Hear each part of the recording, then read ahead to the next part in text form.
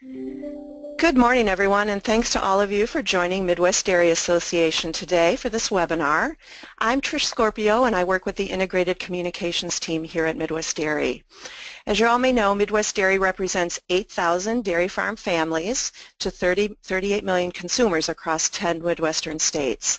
So we work on behalf of dairy farmers to increase dairy sales, foster innovation, and inspire consumer confidence in the dairy products and practices. We're really excited this morning to be collaborating with our colleagues from the Innovation Center from U.S. Dairy to present this webinar on the dairy community's commitment to sustainability. So again, I'd like to welcome you all. Thank you for taking time this morning, and also wanted to wish you all a happy Earth Day. On the next slide, you'll see a graphic that we'll be sharing via social media today. And what a perfect day to be focusing on the topic of dairy farmers and the dairy community's longstanding commitment to sustainability and the innovation and the collaboration throughout the industry around this very important topic. To kick off the conversation, I thought I'd share a little bit of background about each of our speakers before they get going. Our first speaker is Chad Frahm, Senior Vice President of Sustainability at Dairy Management, Inc., which is the national checkoff organization. In his role, he leads the Innovation Center for U.S. Dairy's sustainability team efforts in their work with the dairy industry through the U.S. Dairy Sustainability Alliance, which he'll provide more background on later. He also is very engaged in the development of common metrics and tools to communicate the industry's commitment and ongoing progress. And he works on strategic partnerships with restaurants and retail companies, government, environmental and non-governmental organizations. So a lot of great work there. Chad's joined by Dr. Juan Tricarico, who's the Vice President of Sustainability Research as well at the Innovation Center for U.S. Dairy.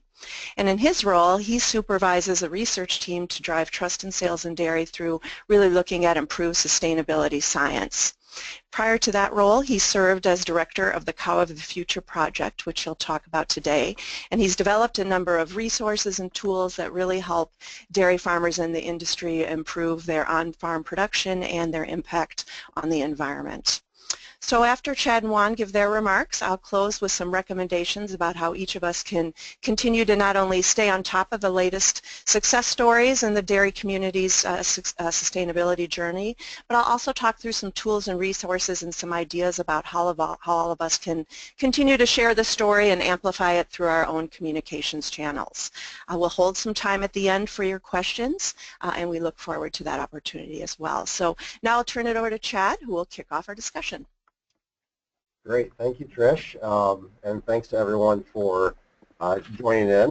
I really appreciate the opportunity to talk about what we've done in the dairy industry and what we've done here at the Innovation Center for U.S. Dairy around sustainability. And sustainability within dairy and within agriculture is not something new. It's something that we've been, in the industry and the dairy farmers have been working on for forever. I mean, it's conservation, it's stewardship. We use different terminology, but I think when we think of sustainability and the efforts that we've done over the last 8 or 9 years, really it's twofold, and we get the question a lot of, well, why is the dairy industry, why are dairy farmers, why are we concerned, and why are we working on the issue of sustainability? And a lot of it is that we have a great story to tell. We know that we have great stories out on our farms, in our processing plants, all throughout the value chain, and we have a great story to tell, and we want to continue to, have the right information and be able to connect with consumers in the right way. The other reason that we are engaged in this is we do get questions from consumers. So, consumer insights on dairy sustainability is that consumers are asking more and more questions about their food. They're asking around production practices on farm, they're asking the impacts on the environment, they're asking about how the animals are being taken care of, etc. So those questions are being asked, and in many cases it's great because we want to connect with our consumers. But we have been doing some research recently, and just last year, as the Innovation Center, which is a group of 29 chairmen and CEO of the leading dairy farmer cooperatives as well as dairy manufacturing and processing companies, these 29 CEOs and chairmen have worked on a strategic plan that is in the process of being developed for the Innovation Center.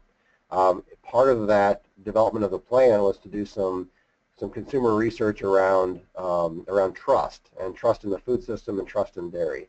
And we're seeing an evolution in the way consumers view food and dairy, and we're seeing that evolution really in all parts of food, but dairy is part of that, in that things where we've thought of in the past of price, taste, convenience as the primary drivers around purchasing decisions. While those are still very important, a lot of other factors, as they define health and wellness and safety and social responsibility, are now almost equally important. So it's almost a 50-50 balance between what we consider traditional drivers and new drivers. And many of those new drivers focus around the topics of social responsibility. And it's not surprising that when consumers are thinking of that way in purchasing decisions, that people they purchase from and the products they purchase are asking those same types of questions. So here the customers, are sort of searching for that additional information. And this is a list of some of the companies, not all of them, of the companies that we work with to help them learn about dairy and answer their questions that they might have around dairy and food production. So know that both it's an effort to tell our story, but it's also an effort to help answer questions and engage with our customers and our consumers. On the next slide, so really, as I mentioned earlier, dairy farming and dairy products have been sustainable for many years and will continue to be sustainable, and will continue to drive more efficiencies. We'll continue to produce more with less, and we have great information and great data that can show that. You can see here on this slide that since 1944 we've reduced the amount of cropland, water, and our carbon footprint significantly, and this is just through many good business practices that farmers are taking, and that the entire industry, our processors and manufacturers, take every day, again, to just produce more with less. And while this is a great story, and we can continue to tell it, we can't stop there. We can't just stop here and say, this is our story, we're moving on. It really is something that we need to continue to show that continuous improvement. And so sustainability really for us, and I think for many, is a story of continuous improvement, not just a point in time. So with that, on the next slide you'll see that the Innovation Center for U.S. Dairy was really developed to help communicate the great works that the entire dairy industry is doing. In the past, we've worked on sustainability, and sustainability, as we define it, and social responsibility is very broad, and it sort of permeates across all the different work streams that we do at the Innovation Center. And environmental stewardship is absolutely the key, and today being Earth Day, we'll talk a little bit more about some of the environmental stewardship programs that we have. This gives you an idea of the Innovation Center, through the companies that are involved, really tries to find some of the pre-competitive opportunities and topics that we can all work on together, that from an industry standpoint we feel is something we probably shouldn't necessarily compete on, but collaborate on. So things like food safety and animal care, we all need to be working on those together, as well as our sustainability and environmental stewardship. And through that, we take a way to engage more broadly than just the key leading companies that are on the Innovation Center. We want to have a way to engage broadly with a broader dairy community, as well as many of our key stakeholders and thought leaders that are interested in this topic. So the way we do that in the dairy industry is through an organization we call the Dairy Sustainability Alliance. And this is a membership organization where the only membership requirements is that you participate and you attend our meeting. We have 2 meetings a year, and then you're just engaged and active, and there really isn't fees involved or anything like that. But it's really just trying to find organizations and individuals that are interested and committed to our goals around sustainability. we try to work through the entire value chain or supply chain, so from crop production, and you'll see some of the organizations there. We have a partnership with a crop sustainability effort. The leading crop sustainability effort is called Field to Market, and we have a key partnership with them, all the way through through dairy farms and co-ops, suppliers to the industry, dairy processors, as well as retail and other customers that are actually selling our products to consumers. And then lastly, engaging with the broader community, such as environmental and conservation organizations, universities, and government as well. So this is just an example of how we try to broaden the scope as much as we can and invite others to learn about what we're doing. As a key sort of strategy within our sustainability team here at the Innovation Center and through our work here at DMI, really we have three main buckets that we work in, and we focus in on scientific knowledge. So the basis for everything we do and everything we talk about has to be grounded in science, and Juan will go through much of that here shortly. Also, I'll go in detail a little bit later on some of the tools and resources that we use to help guide the industry and help to give some definitions and framework around sustainability. And then lastly, another key pillar is building relationships and continuing to build dialogue throughout both the dairy community, the dairy companies, cooperatives, farmers, etc., as well as dialogue and relationships with our key customers and consumers. And we have different ways of doing that, but our first one here is I'm going to turn it over to Juan to talk really about the science that backs up a lot of what we do. Great, thank you so much, Chad.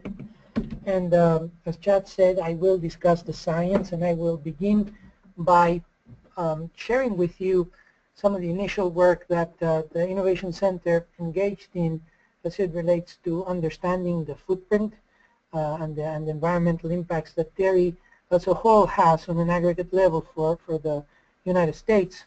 And so the life cycle assessment approach is what the Innovation Center used, and commissioned a number of studies to set the record straight and provide the proof points that can help us drive that smart change to support the continuous improvement that Chad referred to. So in the next slide, we can look at two different pieces of information that are not the same, but I will explain what they mean. And the blue circle on the left represents the EPA inventory, while the green slice is an LCA estimate. And although they're not directly comparable because our LCA estimate includes elements across the blue circle, things such as electricity, transportation, direct emissions from agriculture, etc., the comparison does put the United States dairy industry carbon footprint in perspective of all the emissions that take place in the United States based on human activity.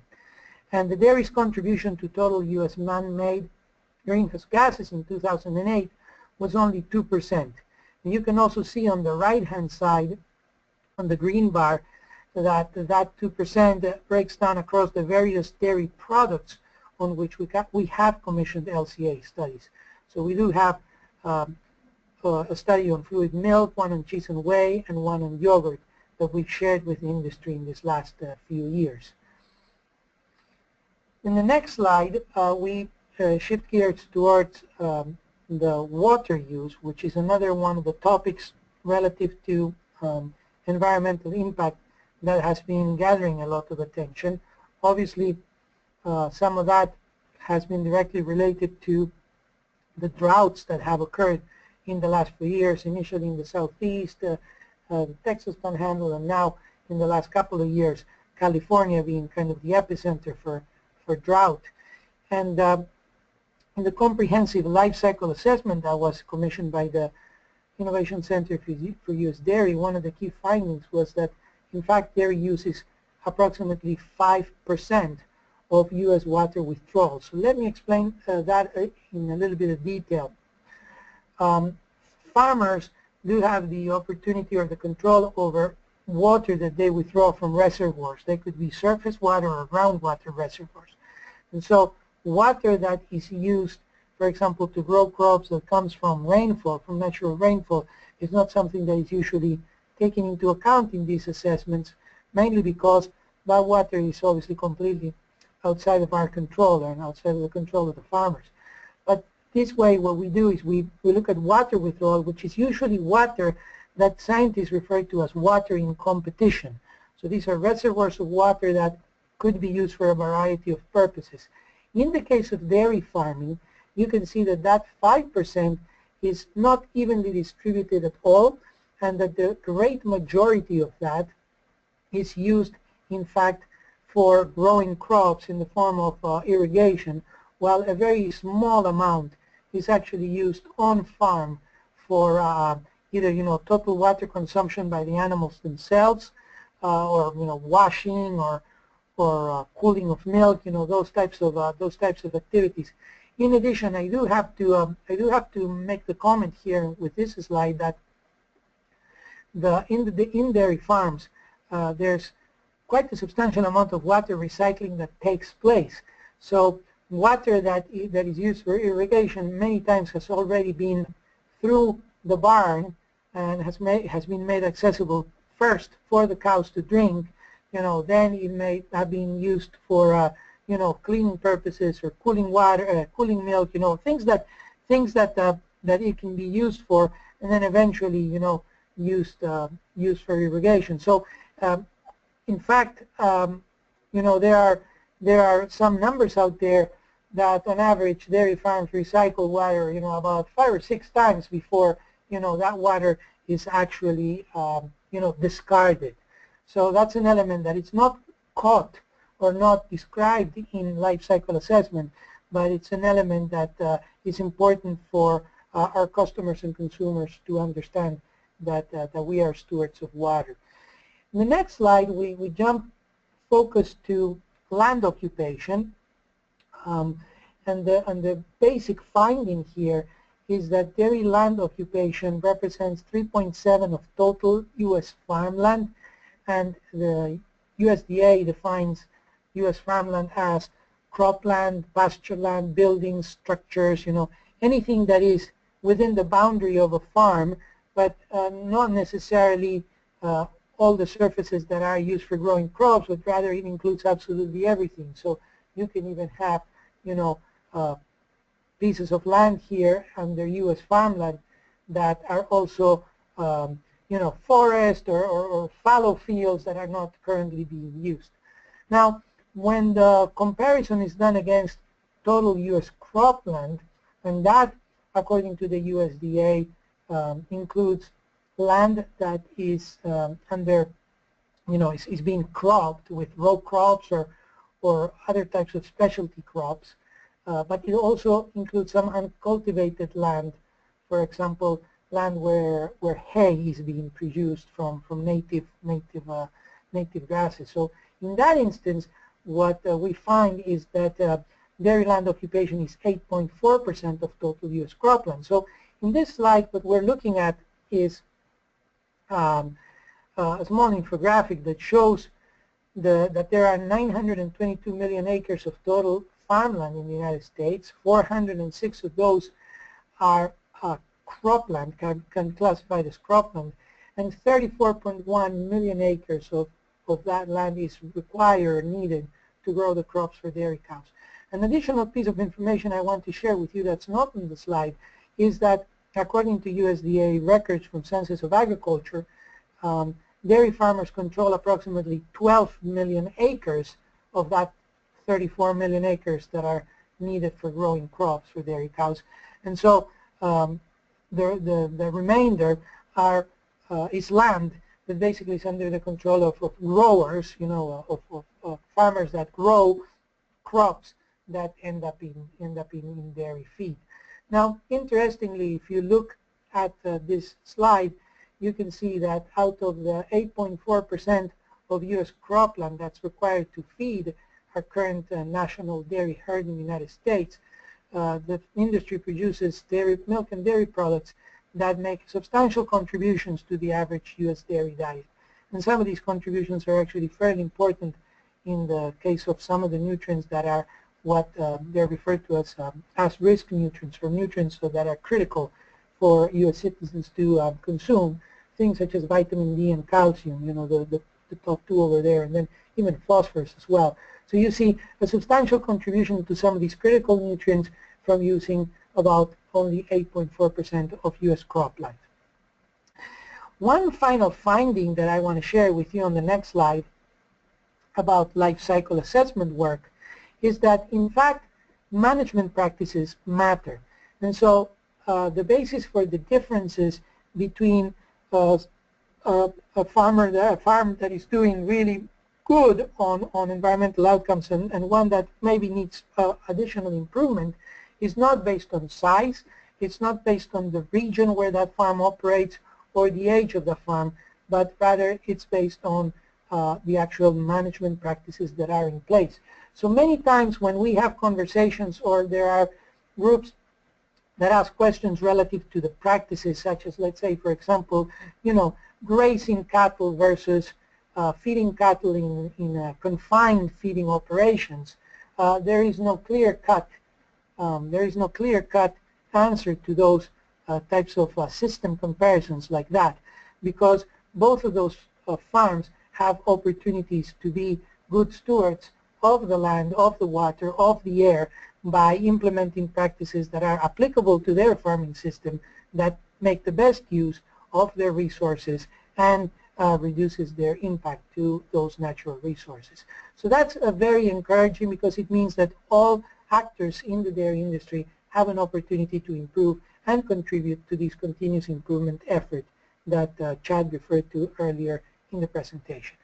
I'm now going to change the topic and discuss for you some of the findings and some of the work that has been done on the Cow the Future program. And this particular program is one that is trying to support the commitment by focusing on enteric methane emissions and specifically about, you know, focusing specifically on the cow, which, you know, it is the productive unit of our industry. That's the animal that makes the milk that ends up being used for all the dairy products that are purchased and consume and enjoy. So in the next slide, I want to just share with you a bit of an anecdote, if you'd like. And in some cases, when we speak with folks that do not necessarily understand exactly what happens at a dairy farm in terms of feeding and how animals are fed, many times the impression is that a dairy farmer would get on his or her pickup truck, drive to the nearest feed shop or store, and then purchase a bag of standard dairy feed that's good for all cattle. And, you know, a lot of folks in society can relate to that type of story, because, you know, we do go to the supermarket to purchase, you know, feed for our pets. So pet food is sold in the store, and that's kind of what we can relate to. But however, in dairy farming, this is not what happens. In fact, not all dairy cattle eat the same, and all dairy cattle diets are customized. And so if we go to the next slide, I can show you how the exercise of customizing cattle diets occur. Basically, we begin with an understanding of the available forage sources, and that's because the farmer is growing the corn silage, the alfalfa hay, and the alfalfa silages. And these forages are analyzed for nutritional composition, because forage is the base of all dairy cattle diets. In fact, 53% of the diet is represented in these types of ingredients. So these forages are produced at the farm, or in some cases they're produced locally by a nearby farmer with whom the dairy farmer has a contract, has a working relationship. And then, you know, this is what is used to start the diet formulation exercise. Now, of course, dairy cattle need a little bit more than just fiber, and so the forages are a good source of fiber, but they also need balance of nutrients, just like we do. And so the nutritionists then use the formulation software to include other feed sources in the diet, that way usually referred to as concentrates. And these are used to balance the nutrient supply with the needs of the animal at the specific age and level of productivity desired. For example, the national average dairy diet contains approximately 10% of corn grain, about 5% of protein mix or supplement, and various byproducts. And you have a few pictures of byproducts in this slide, such as distiller's grains at 4%, cottonseed hulls and soybean meal at 2%, and almond hulls at 1.3%. And those are all of the ingredients that I talked about are the ones depicted on the pictures. The objective here is to avoid underfeeding or overfeeding of nutrients. Balanced feed is extremely important, not only because it will support production by the animal, but also because it directly affects the production of methane as the animal digests the feed. So you definitely don't want to either underfeed and undercut productivity or overfeed and basically waste resources and contribute more to greenhouse gas emissions in that way. I'm going to shift gears on the next slide a little bit, and we are going to also discuss shortly animal management, because that's another piece of the puzzle that dairy farmers deal with on a daily basis. And so this second example is about animal management. It involves the story of a group of first graders visiting a dairy farm, and the farmer had just explained, how each cow had to have a calf, had to have a baby calf before she could be milked, and in fact that all milking cows are moms.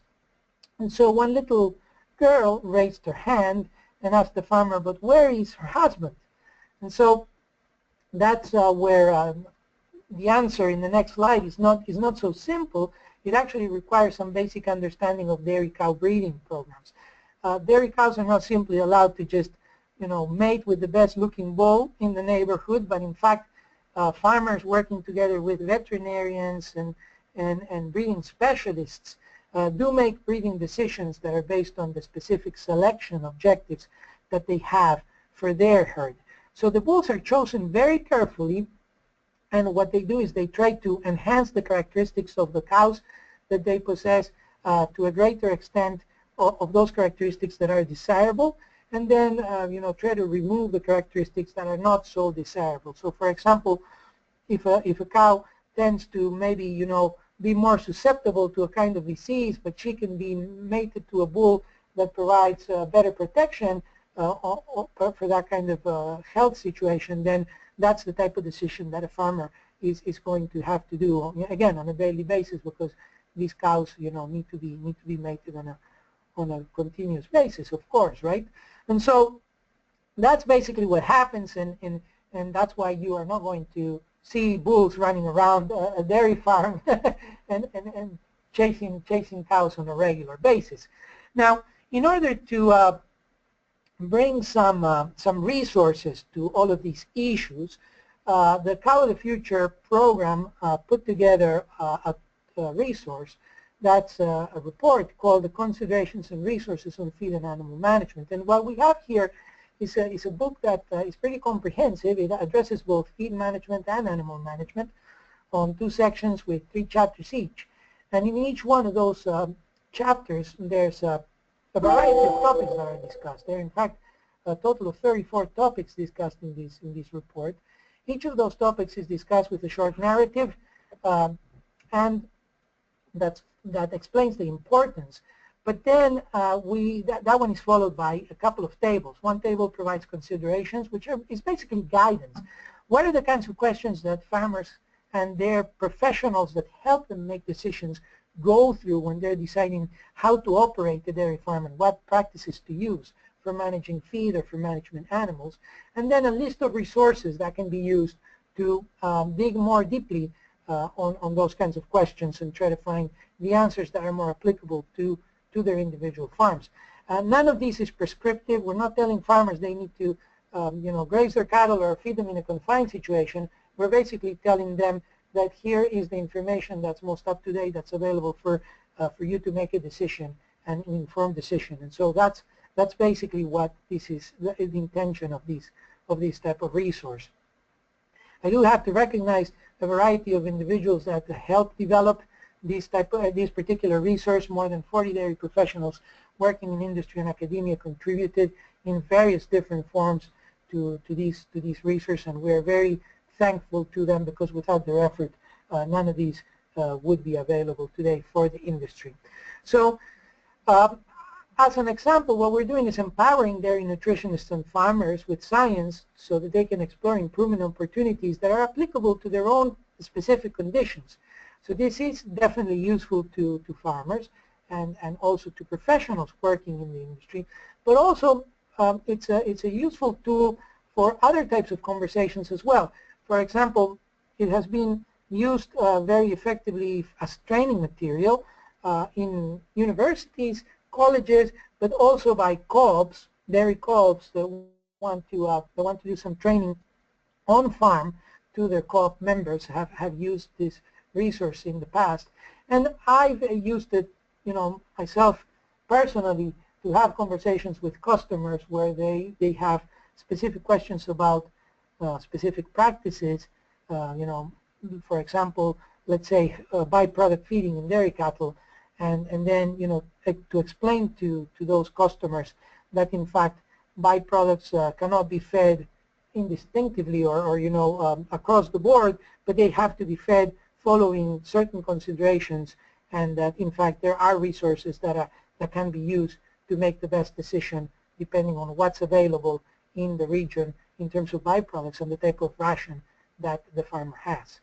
So with that, I'm basically finished on the section that I have to share with you on science and resources, and Chad will continue the presentation with the other topics. Great, thanks, Juan. I'm always fascinated at all of the science work that we've done and that others have done. And a lot of our science work we've done, in-house. We've done some of that with researchers and professionals like Juan. At the same time, we have a lot of partnerships to be able to work throughout the entire sort of academic and science communities to make sure that people are understanding what we're interested in. And so there's a lot of good work being done all throughout the country at many of the universities, especially, this is Midwest Dairy. There's a lot of Midwestern universities that have great dairy programs that we work with. And so know that that's something that we're always interested in is partnering and collaborating with others on some of our science work. Very similar to what we do at DMI on maybe nutrition or product research as well. Our sustainability and environmental science is very similar and key in that way.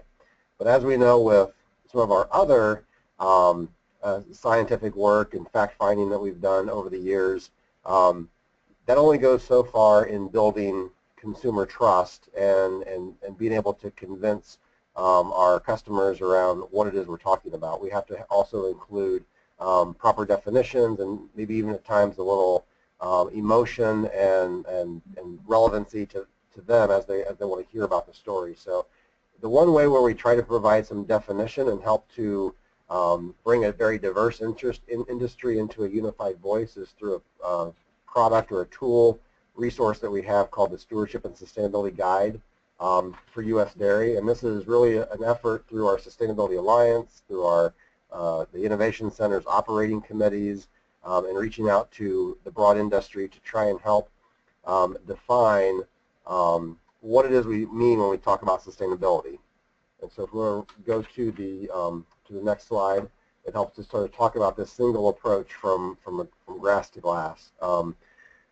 We get a lot of questions from customers, and many of our key customers, especially global and many times European-based customers, are looking at ways to answer questions that they have and that their consumers have around sustainability. So many of them have come up with a long checklist of items that will help them to define and determine what they mean by sustainability.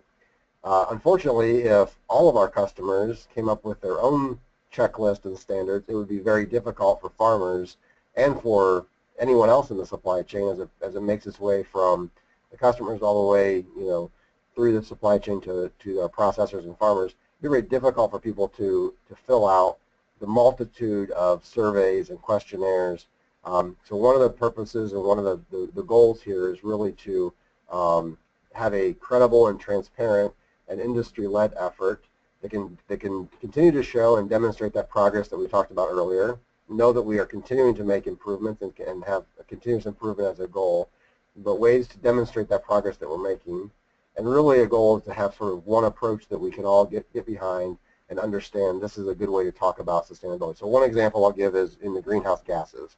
A lot of customers and others will ask, well, what is your greenhouse gas or carbon footprint? There's different ways to answer the question. You can answer it as, you know, a total number that an individual farm might be doing, or it could be a number that an industry is doing. What we've talked about is that it needs to be an intensity measure.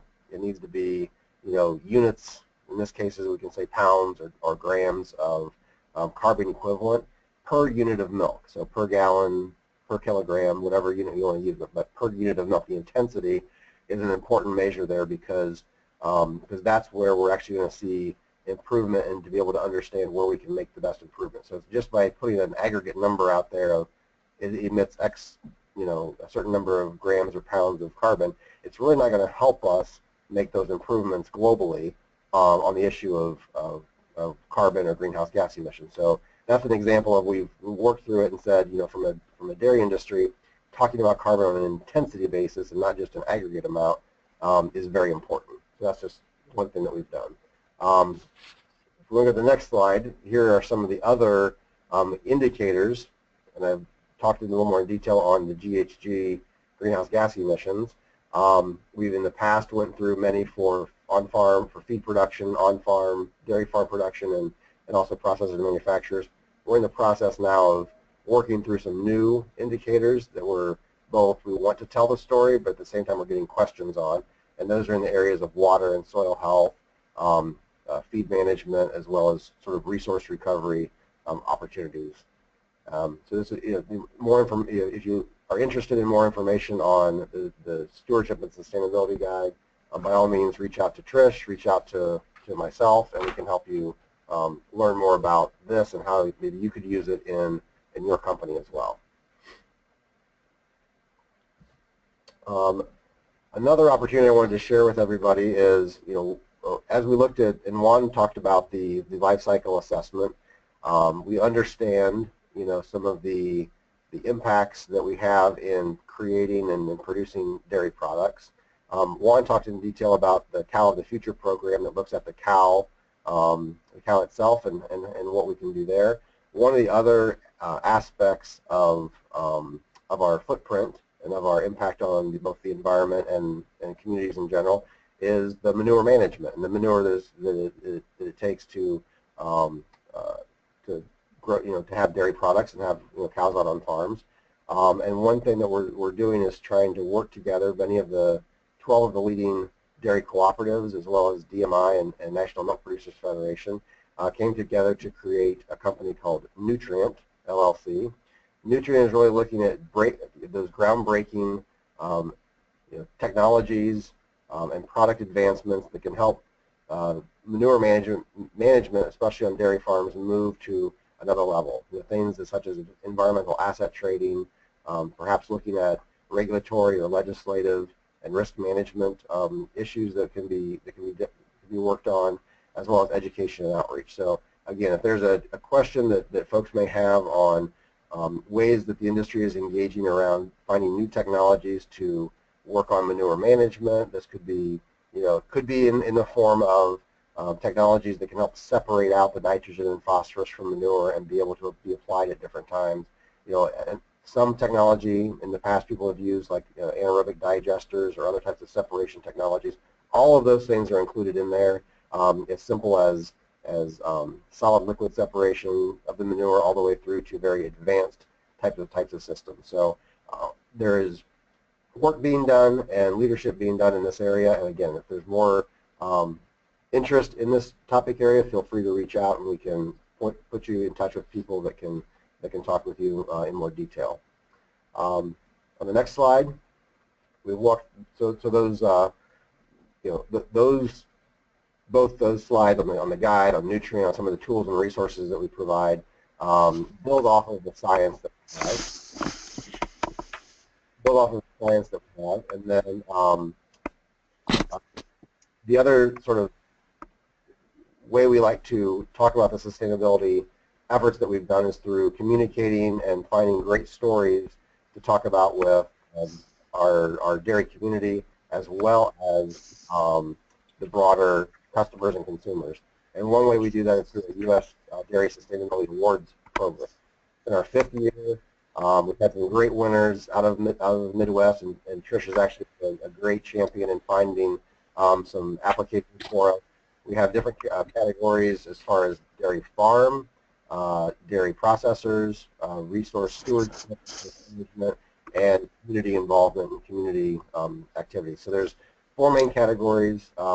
What this really does is just highlight some of the individual stories that are happening every day across the country on dairy farms and dairy plants and in our communities. So this is another way to get involved and talk about the great work that's happening throughout the dairy industry. So go ahead and go to the next slide. So thanks, Chad and Juan. Really great information. As a segue from Chad's conversation related to the awards, I just wanted to share some examples here in the Midwest area of dairy farmers who have been honored with these sustainability awards. We all know that so many folks are not able to get to farms or can't appreciate what's going on farms because they live in cities or they aren't connected to agriculture. So these stories and these award-winning examples of sustainability really provide a great way for all of us to bring that story to life and to add a personal element to it. So we've had a number of award winners in our area, and at a high level I can just give you a summary of some of their exciting approaches, but I encourage you to visit midwestdairy.com because we do have these farmer stories there and some videos to really add more detail. So last year Dorch Dairy in Glenwood, Minnesota was awarded an Outstanding Dairy Farm Award, and really their innovative approach, they've done quite a number of things, but something that was a little bit different was that they really work, their innovation approach comes in the form of tiny wasp larvae, and so they're really spreading wasp larvae throughout their farm. When the larvae hatch, it eats fly eggs, and so they're really able to minimize the fly concerns on their farm, improve cow comfort, and really minimize their use of chemicals on the farm by 85%. So not only are they doing great things in animal and feed management and other sustainability practices around water and energy conservation, this new approach in using wasp larvae is something that's really interesting. Prairie Land Dairy is out of Nebraska. They have a processing plant on site. They also have composting, and they were really recognized for their efficiently built barns and how they're able to really use that to focus even more on cow comfort. They have a lot of interesting things in their barn: automatic cooling, strong waste management practices, pest control efforts, and things like that. So they're really tapping into the natural power of wind and gravity and well water to reduce their overall use of energy and water. We have a third example, the Marshicks out of Pierce, Minnesota. They have really relied on technology and have, like many dairy farmers, installed robotic milking facilities, and they have energy efficient lighting and ventilation, renewable wind and solar. So a lot of great examples where they're able to improve their overall productivity and reduce their reliance on chemicals and other environmental concerns. So great to have these examples, and we encourage you to check out our website for more of them if you're looking to bring that farm experience into the conversations that you're having with some of your key audiences. And I want to just give a high-level overview of how each of you can continue to stay engaged and learn about the updates and the success stories that are happening in the sustainability area, and some of the tools and resources that Midwest Dairy and DMI have to help you share the story and to have conversations and or amplify the stories through your own communications channels. We all know that consumers, your family, your friends, your clients are really interested in knowing where their food comes from. Sustainability is an increasingly important value that they're wanting to hear about, and so we want to provide you with as many tools and resources that work for you to really help share that story.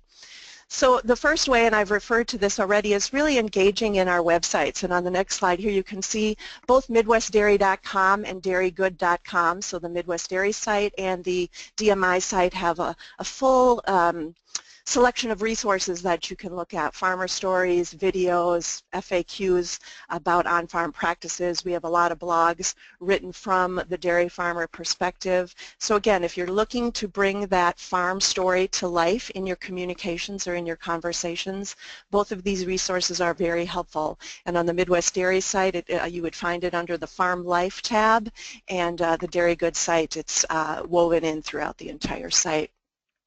And on the next slide, we've even tried to make it more easier, make it easier than as easy as possible. We have developed a sustainability toolkit for all of you to take a look at. What we've done is, in our resource center of our website, we've gathered all of the sustainability materials into one area.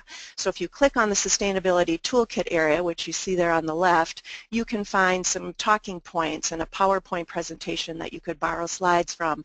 We have farmer stories and videos. We have social media content that you can use. We have infographics, and we have blog content. So what we've tried to do is have a one-stop shop where you can gather all of this information. Much of it is from Midwest Dairy, but there are also links to the content on Dairy Good as well. We continue to update that slide, or that toolkit, and we encourage you to continue to look at that. On the next slide, for those of you who are wanting to dig a little bit deeper and learn more about the science behind sustainability, our Scientific Advisory Council has put together a number of fact sheets on consumer confidence related topics. The three I have here are probably most connected to sustainability, related to dairy farms and the environment, sustainability efforts on dairy farms, and the nutrient management, the manure management that is really an important sustainability effort on the behalf of our dairy farmers. So if you're looking to get more details on the science and more specificity on the benefits and how dairy farmers are really focusing on these topics, these fact sheets are very helpful, and I encourage you to visit our website. The other thing that is just really the easiest way to learn more about sustainability is to talk to a farmer or to attend a farm tour. Both DMI and Midwest Dairy host a wide variety of farm tours throughout the year for health and wellness professionals, for government and industry leaders, for dietetic interns and students, and a wide variety of groups. So if you're looking to experience a farm tour or talk to a farmer, reach out to us. We can let you know about the schedule that we have on the docket. Particularly June Dairy Month is a big time for a lot of activities on farm breakfasts and tours. We will be updating our site at the end of the month with that information. So come June or come mid-May, if you're looking for an on-farm opportunity, check out our June Dairy Month page, and you can see what's happening in your area and see if there's something that you might be able to take advantage of. On the DMI level, there are a couple of great tools that really, again, serve as toolkits for resources. The first is the Dairy Hub, which is really an online resource for professionals throughout the dairy supply chain. It's a great place to go to share best practices, to ask questions, to find out what resources other colleagues within the supply chain have. It's sort of a Facebook of sorts, and so you can go on there and really share best practices and learn from each other. If you're interested in signing up for that, we can certainly share that information with you. Monica LaBelle at DMI is the person who we can connect you with. There are all sorts of photos and infographics on that site as well. And the second resource is the Amplification Center. That's what you see on the right side of this slide. And that is really the goal is really to share dairy-related content on that site that you can easily share through your personal or professional social networks. So you can share the posts simply by clicking a button, or you can personalize them and share immediately, or share them on a scheduled basis if you want to look ahead for several days or a week. So again, Monica LaBelle is the person at DMI who can help us work with you to coordinate signing up for both of those resources. And then on the next slide, watch for updates on usdairy.com. That is the resource for the Innovation Center. That is where the Sustainability Award winners will be released. That announcement will happen very soon, May 12th. And so there will be a whole new collection of dairy farmer success stories, case studies that you can look at, learn from, and share as appropriate throughout your communications channels, whether it's social media or in your newsletter or linking to them on your website. And then Chad mentioned the Sustainability Alliance. That group gets together a couple times a year, and our next meeting is coming up May 11th and 12th in Chicago. So if you want to attend and get a feel for the robust content and the networking opportunities that happen at that meeting, we can certainly share more information there as well. It's very well attended, several hundred people, representatives throughout the value chain, and again, a really great way to learn the latest and greatest information and updates and to network with other professionals who are interested in learning more about sustainability and communicating those key messages to their key audience. And then finally, I want to just preview our next webinar. Some of you may have participated in our previous webinar, which was on animal care. In June, we're going to build on this sustainability discussion and go a little bit deeper into the topic of sustainable nutrition and how dairy foods really fit into a nutritious diet that's not only good for human health and the environment, but can offer a really strong solution for growing feeding our growing population with really critical nutrient-dense foods. So that will be June 15th at 11 a.m. We will be featuring Dr. Greg Miller from the National Dairy Council. We will be sending out invitations in early May and encourage all of you to attend and or forward that invitation to others in your group who might be interested. So with a few minutes left, I promised we'd have some time for questions. If anyone does have a question, we encourage you to type it into the chat box at the bottom right of the control panel, and then Elliot on our team will moderate those questions, and if we have too many of them, we can finish it up via email as well. Okay, we did have one question that came earlier back on slide 13 regarding the water use. The question is, there's a statement that 4.9% of total U.S. water withdrawal. Is there any differences in that based on region? Yes, so that's the aggregate number that's national for the U.S. So that's going to be different based on region. And in general terms, the western United States is a drier place with less rainfall, so there's more use of water from surface and groundwater reservoirs. And in the eastern United States, there's more rainfall, and so there's more rain-fed crop production taking place in the eastern half of the country.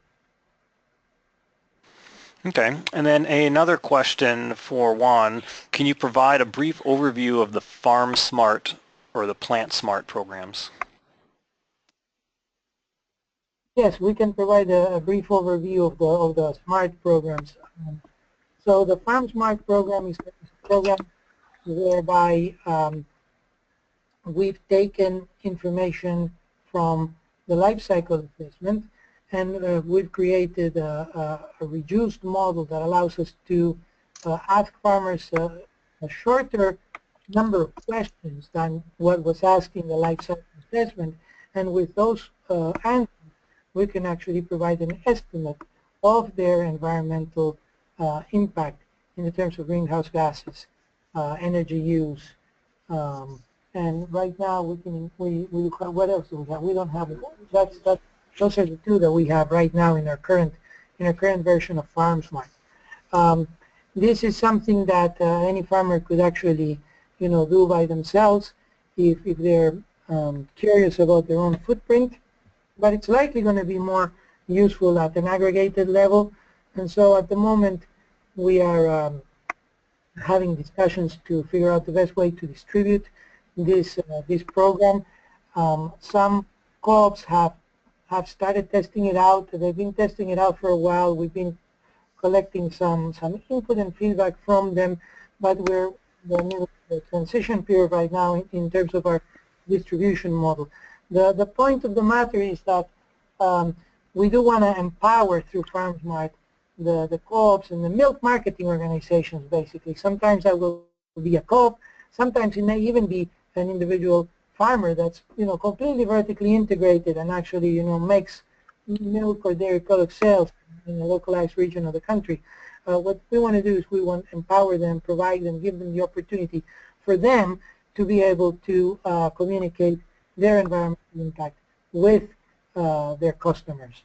And so that's the main objective of FarmSmart, and that's the objective that we will continue pursuing, the reporting aspect of it, moving forward from now. Okay, there are no other questions at this time. Okay, great. Thanks so much. As we close, I wanted to thank you all again for participating in the session this morning. I know we shared a lot of information, a lot of high-level information. If you are interested in digging a little bit deeper on any of these subtopics, let us know. We certainly can connect you with the right person and determine the right way to share that information, whether it's a follow-up webinar or a phone conversation or email exchange. I also want to encourage you to take what you learned today and really join the conversation, particularly on Earth Day when it comes to sharing the dairy community's wide-ranging and long-standing commitment to sustainability. There's so much collaboration, so much innovation going on. We just really hit the surface here today, but given the fact that we know all of our audiences are really interested in where their food comes from and how the animals were treated and how the dairy farms are operated, we want you to share as much of this information that is appropriate within your own organizations. I also want to remind you that Midwest Dairy and the Innovation Center and DMI were all available with resources. I did a quick drive-through of some of those, but there are plenty more. If you have a specific question or need some additional data, feel free to reach out. We will be happy to share what we know. And as a final follow-up, I wanted to remind you, hey, watch your email over the next couple of days. We'll be sending you an email with a survey. We would love to get your input on this session as well as any other topics that you would like us to approach in future webinars. So in closing, I'd just love to thank Chad and Juan one more time. Thanks for sharing your expertise with us, and I thank you all for participating, and I encourage you to share what you learned today. Happy Earth Day and enjoy the rest of your day.